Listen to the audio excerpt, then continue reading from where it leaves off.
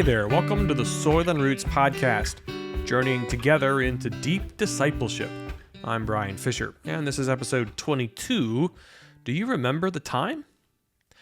By now, you've probably realized that many of the podcast episode titles are overt or obscure pop culture references, song titles and movie quotes and things like that.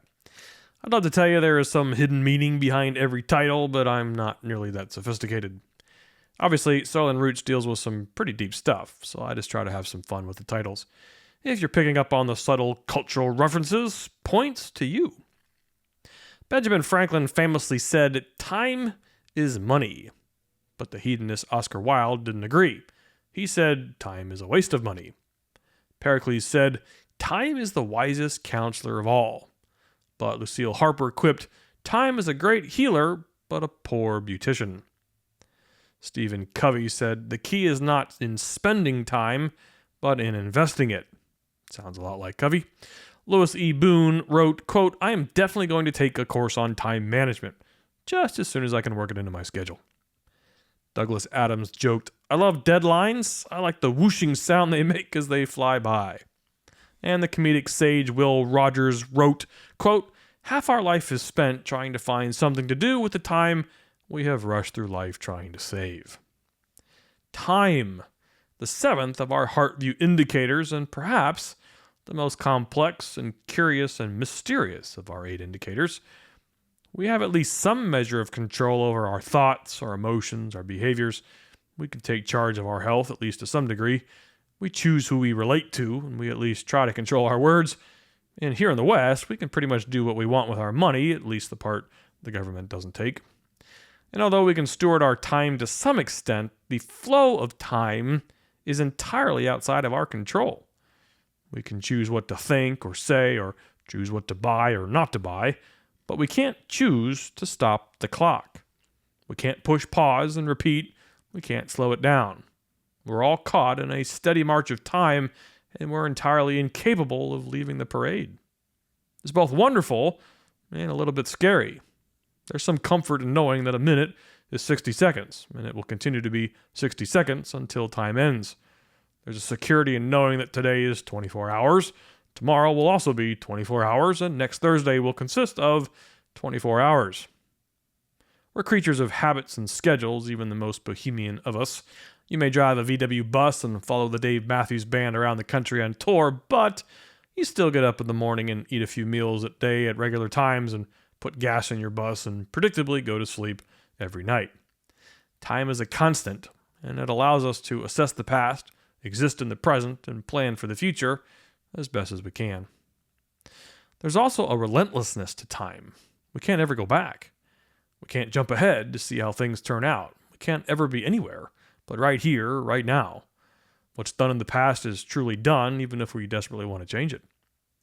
And we attempt to predict the future of our life, of our jobs, the weather, the market, the future of the church and the world or the culture. There are some very lucrative careers built on predicting the future.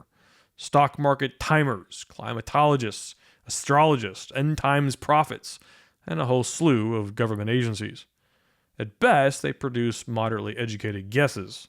At worst, they mislead and manipulate us.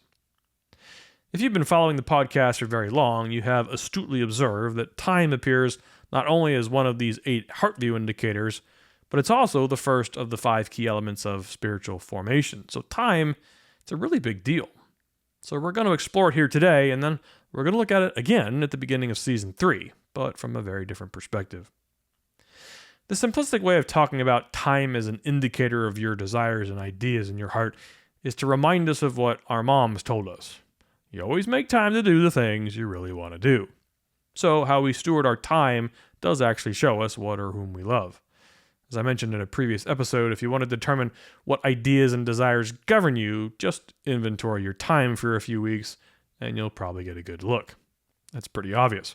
It's a Sunday school way of looking at time as a heart view indicator. Chances are you had a youth group leader or a pastor who mentioned that if we want to grow to become more like Jesus, we probably should spend more time with Jesus.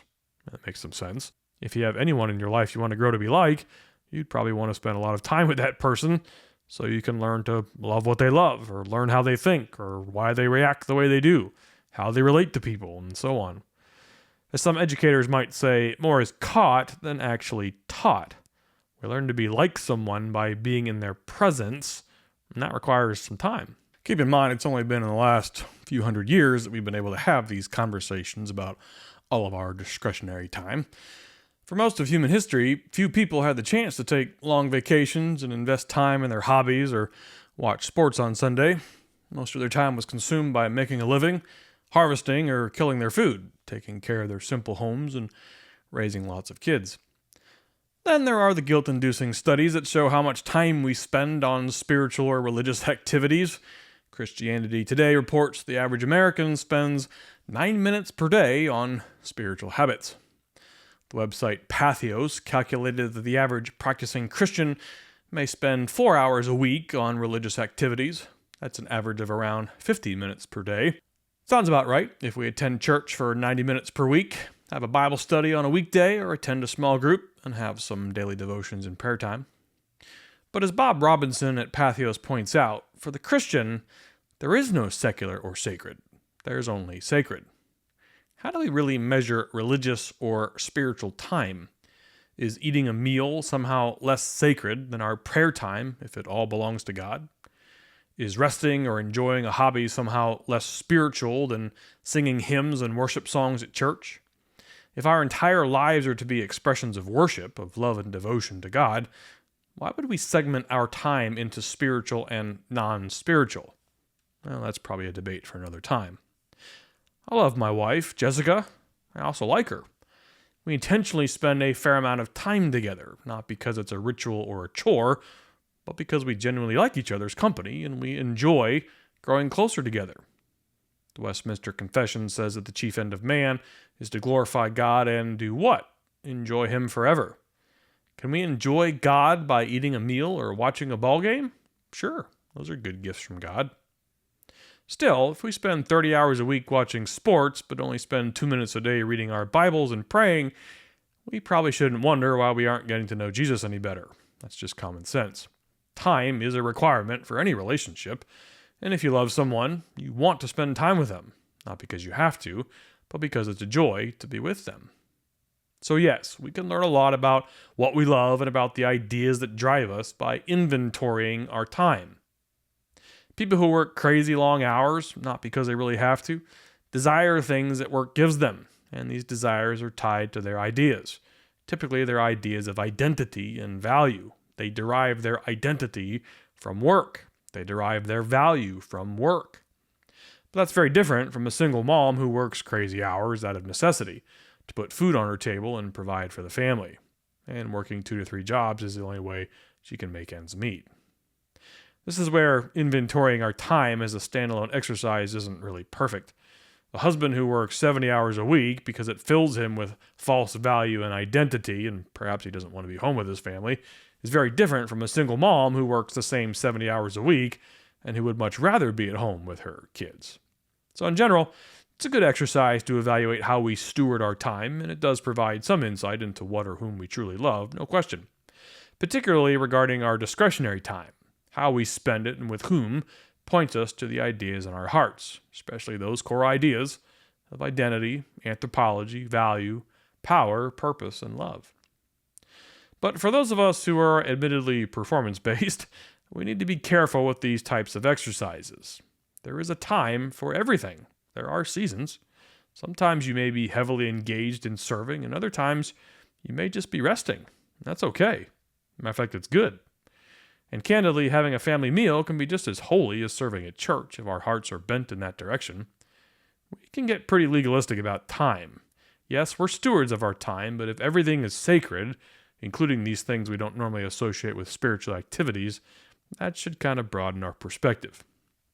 Well, conversely, if someone is genuinely lazy, they spend most of their time on selfish pursuits and only things that please them, that's obviously a problem. For example, Paul had some very blunt things to say about people who don't use their time to provide for their households. Perhaps it's just not how we steward our time, but the desires and motivations that govern how we use our time. But I think there are some deeper things to explore related to time as an indicator of our hearts, in addition to just taking a time inventory. We need to explore how other people around us, formative people, impact our spiritual formation through the time we spend with them. I grew up in Pennsylvania, and when I was 7 years old, my folks figured out I had a particular talent for playing the piano.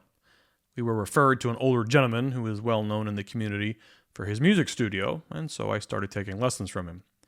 He was a priest at the local VA hospital. He taught 50 kids or so, hosted regular recitals, and built a performance-based approach to teaching that strongly appealed to my competitive nature.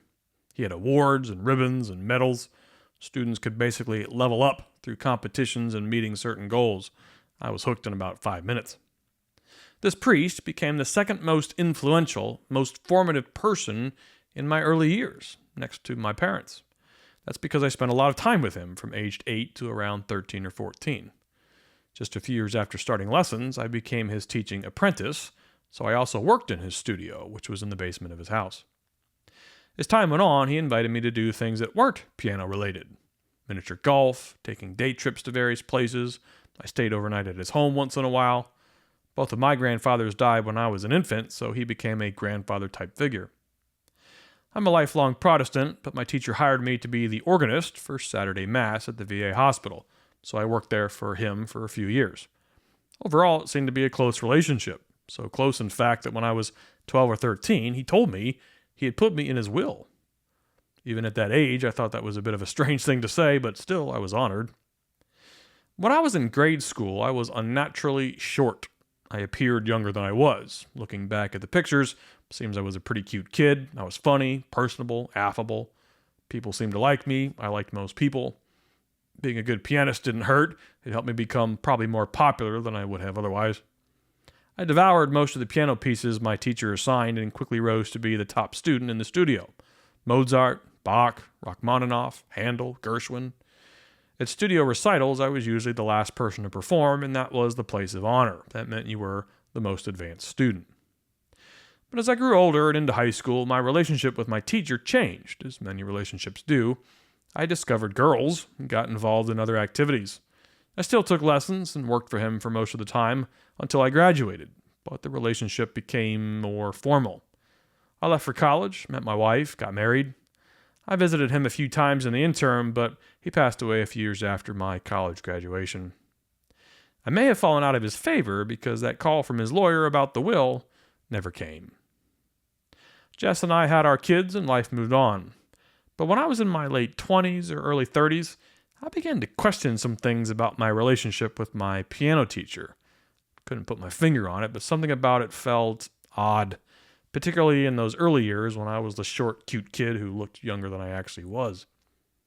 It bothered me that my mentor took me under his wing and was such a formative figure in my life, not just musically but in other areas, and yet we grew apart so quickly. Had I done something wrong? Being a parent changes your perspective on a lot of things. As my boys were growing up, I began to evaluate my relationship with my mentor in terms of what I looked out for as a parent. And as I entered my 40s, I realized what bothered me about my early relationship with my teacher was how often he physically touched me. My shoulders, my face, my arms, my hands. He claimed he had some medical knowledge, so he would massage my face to supposedly help with allergies or massage my back to loosen up my muscles. He would find reasons to sit me in between his legs or on his lap. He was an overweight man, and for some reason, one of the most powerful images in my mind about him was his fingers. They were swollen, almost mushy. My recollection is that often when I was with him, there was usually some sort of physical contact. I began to wonder, was he a kindly grandfather figure, or was it something else? When he took me alone on outings or invited me to stay overnight at his house, was it entirely innocent? Either way, the older I got, the odder the whole relationship seemed. In 2018, almost 20 years after my piano teacher had died, there was a massive investigative report released on Catholic priests in Pennsylvania, and it was uncovered that some 600 clergy statewide were accused of credible child sexual assault. Sure enough, my piano teacher made the list.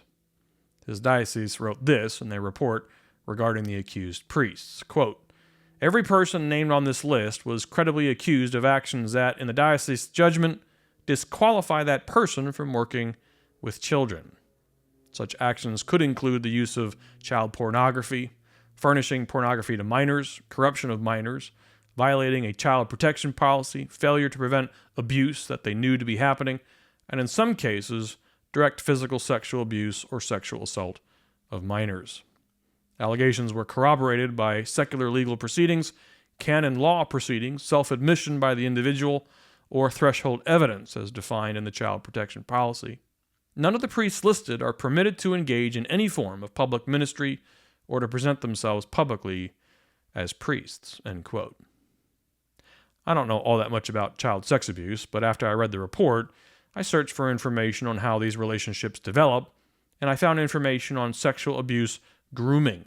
You probably already know this, but there's a fairly defined process of how sexual predators cultivate their victims.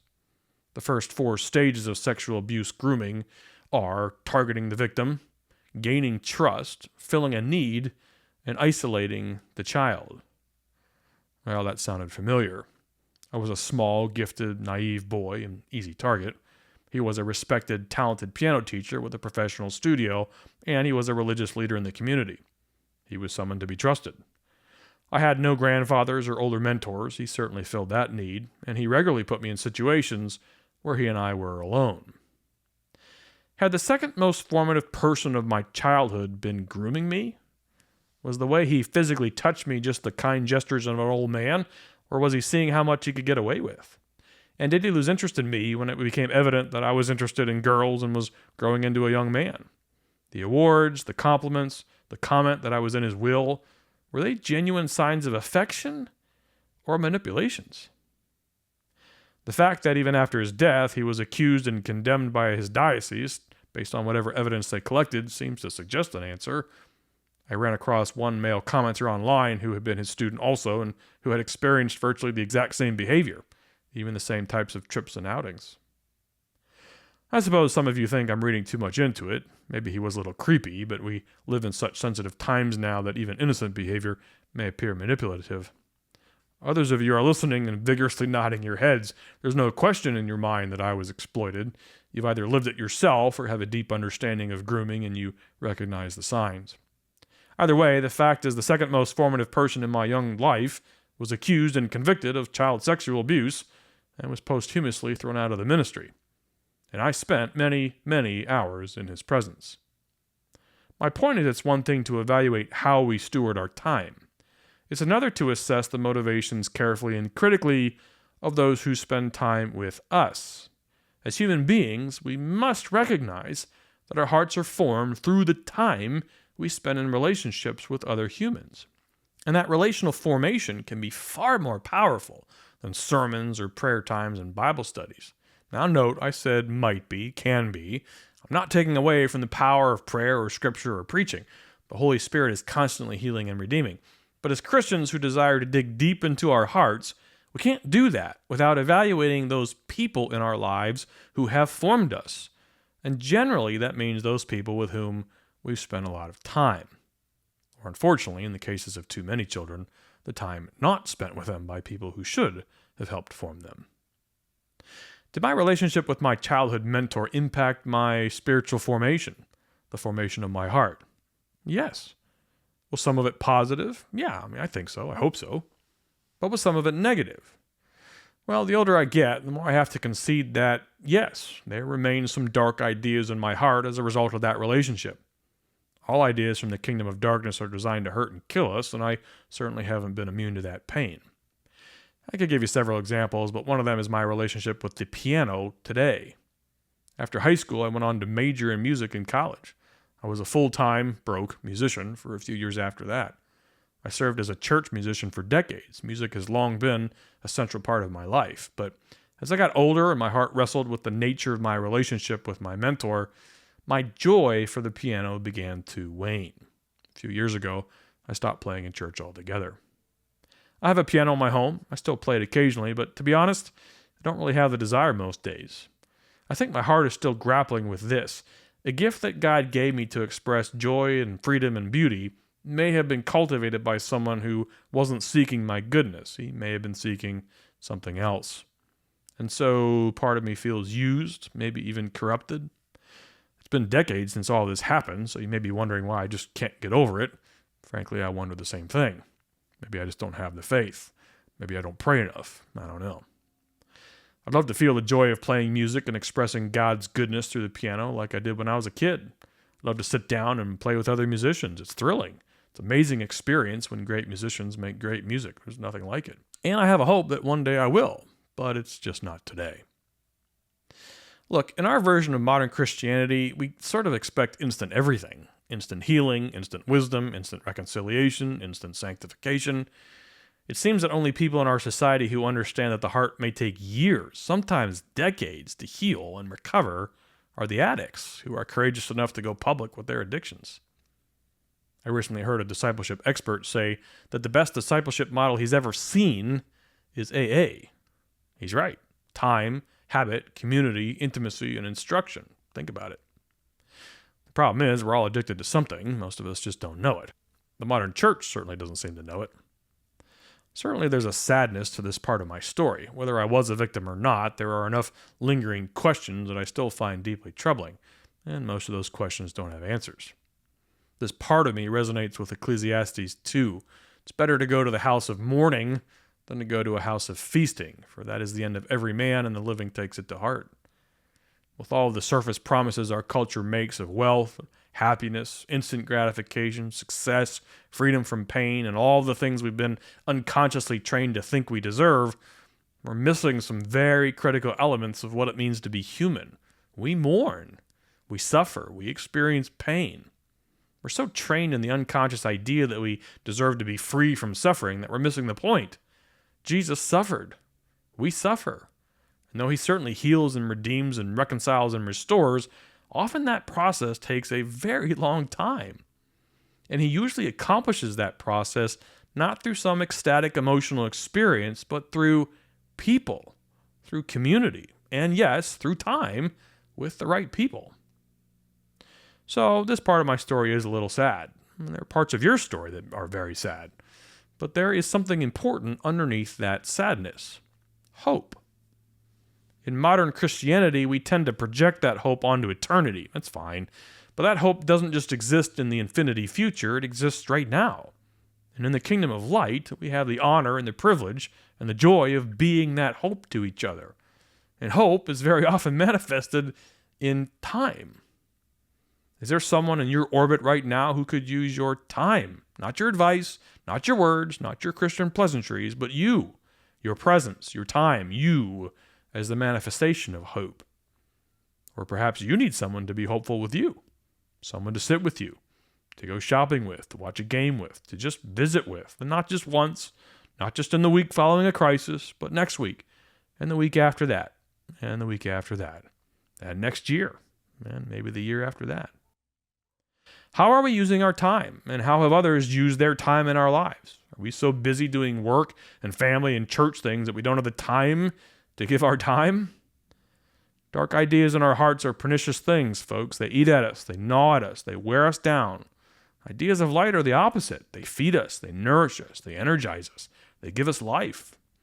And often our hearts embrace these ideas of light through the consistent, gentle, very present gift of someone else's time.